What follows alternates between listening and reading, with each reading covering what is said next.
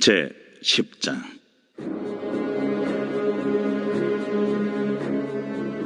여호와께서 모세에게 이르시되 바로에게로 들어가라. 내가 그의 마음과 그의 신하들의 마음을 완강하게 함은 나의 표징을 그들 중에 보이기 위함이며, 내게 내가 애굽에서 행한 일들 곧 내가 그들 가운데서 행한 표징을 네 아들과 네 자손의 귀에 전하기 위함이라. 너희는 내가 여호와인 줄을 아니라. 모세와 아론이 바로에게 들어가서 그에게 이르되 히브리 사람의 하나님 여호와께서 말씀하시기를 내가 어느 때까지 내 앞에 겸비하지 아니하겠느냐. 내 백성을 보내라. 그들이 나를 섬길 것이다. 내가 만일 내 백성 보내기를 거절하면 내일 내가 메뚜기를 내 경내에 들어가게 하리니 메뚜기가 지면을 덮어서 사람이 땅을 볼 수 없을 것이라. 메뚜기가 내게 남은 그것 곧 우박을 면하고 남은 것을 먹으며 너희를 위하여 들에서 자라나는 모든 나무를 먹을 것이며, 또 내 집들과 내 모든 신하의 집들과 모든 애굽 사람의 집들에 가득하리니 이는 내 아버지와 내 조상이 이 땅에 있었던 그날로부터 오늘까지 보지 못하였던 것이리라 하셨다. 하고 돌이켜 바로에게서 나오니 바로의 신하들이 그에게 말하되 어느 때까지 이 사람이 우리의 함정이 되리이까? 그 사람들을 보내어 그들의 하나님 여호와를 섬기게 하소서. 왕은 아직도 애굽이 망한 줄을 알지 못하시나이까? 하고 모세와 아론을 바로에게로 다시 데려오니 가서 너희의 하나님 여호와를 섬기라. 갈 자는 누구냐? 우리가 여호와 앞에 절기를 지킬 것인즉 우리가 남녀노소와 양과 소를 데리고 가겠나이다. 내가 너희와 너희의 어린아이들을 보내면 여호와가 너희와 함께 함과 같으니라. 보라, 그것이 너희에게는 나쁜 것이니라. 그렇게 하지 말고 너희 장정만 가서 여호와를 섬기라. 이것이 너희가 구하는 바니라. 이에 그들이 바로 앞에서 쫓겨나니라. 여호와께서 모세에게 이르시되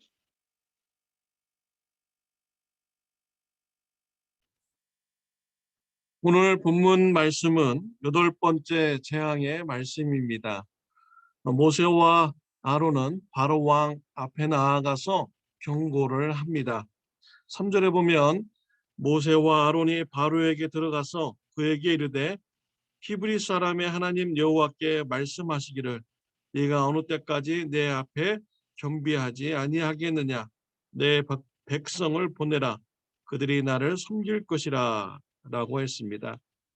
모세와 아론은 바로 왕이 하나님 앞에서 겸비하지 못한 것에 대해서 지적을 하였습니다. 하나님 앞에서 겸손하지 못한 것을 지적한 것이죠. 교만한 것을 지적한 것입니다. 하나님께서는 그동안 바로 왕에게 7가지 재앙을 내렸습니다. 하나님께서 살아계심을 보여주신 것입니다. 애굽의 우상이 헛된 것임을 보여주었습니다. 또한 이러한 재앙은 애굽의 막대한 경제적 손실을 가져다 준 것입니다. 희의 재앙, 개구리 재앙, 이의 재앙, 파리 재앙, 악질의 재앙, 종기의 재앙, 우박의 재앙 이렇게 내려졌습니다. 이런 것으로 인해서 애굽의 사람들이 병들었습니다. 가축들이 죽었습니다. 또 우박이 내림으로써 들의 이런 벼와 밀이 다 망가지게 된 것이죠. 채소가 망가지게 되었습니다. 농사가 망가지게 되었습니다. 이 정도라면은 애굽이 망한 것이나 다름없는 것입니다. 그럼에도 불구하고 바로 왕은 하나님 앞에 겸손하지 못했습니다. 교만했던 것이었죠. 나라가 망해갔음에도 불구하고 그것을 알지 못하게 된 것입니다. 잠언서 16장 18절 말씀은 교만은 패망의 선봉이요 거만한 마음은 넘어짐의 앞잡이니라 라고 했습니다. 하나님 앞에 교만한 것은 패망의 선봉인 것입니다. 망하는 길에 선봉인 것이죠. 교만한 마음. 모세와 아론은 바로에게 말씀을 전합니다.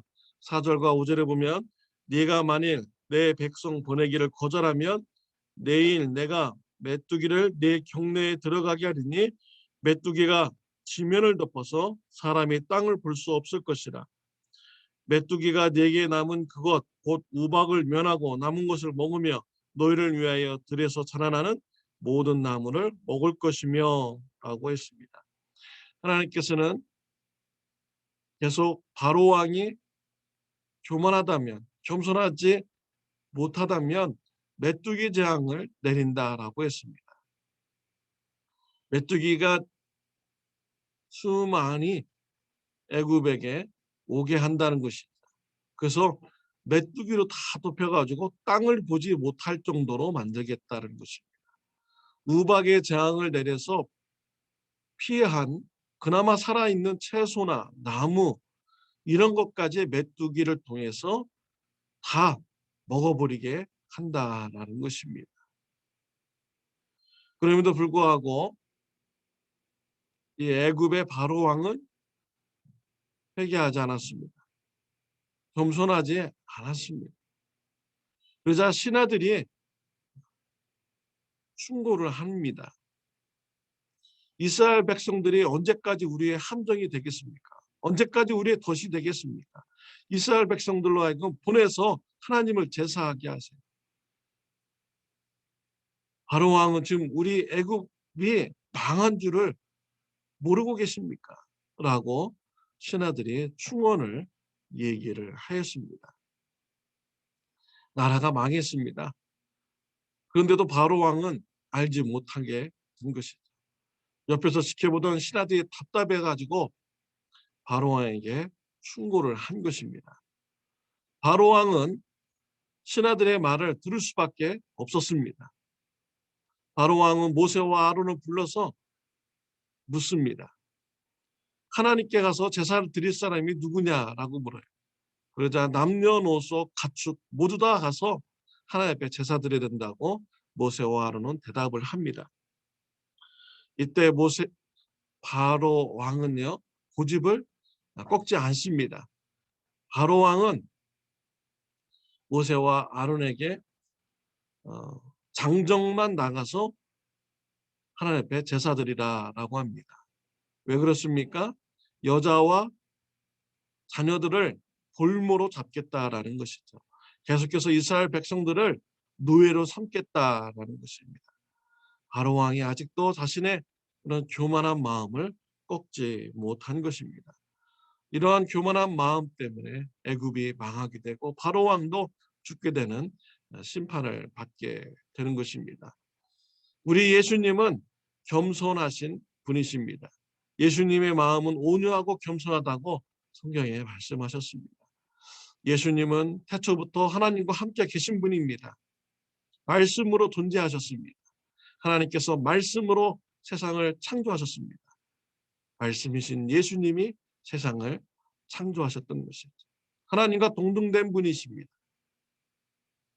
하나님께서 예수님으로 하여금 이 땅에 내려가서 저와 여러분의 죄를 대신 지시고 십자가에서 죄의 형벌을 받으라고 하십니다. 우리 예수님은 겸손하셨습니다. 하나님 말씀에 순종하였습니다. 십자가의 고난을 감당하고 죽으셨습니다. 하나님께서 예수님을 다시 살리셨습니다. 승천시키셨습니다. 왕의 왕으로 높여주셨습니다. 하나님 앞에 겸손한 예수님. 결국 하나님께서 우리 예수님을 높여주신 것입니다. 하나님 앞에 겸손한 자는 하나님께서 높여주십니다. 하나님 앞에 교만한 자는 하나님께서 멸망되게 하십니다. 사랑하는 성도 여러분, 오늘 하루 하나님 앞에서 겸손한 신앙생활을 하는 저와 여러분들이 되시기를 바랍니다. 기도드리겠습니다. 하나님 아버지 감사합니다. 우리 예수님을 닮아서 오늘도 하나님 앞에 겸손한 신앙생활을 할 수 있도록 축복하여 주옵소서. 예수님의 이름으로 기도드렸습니다. 아멘.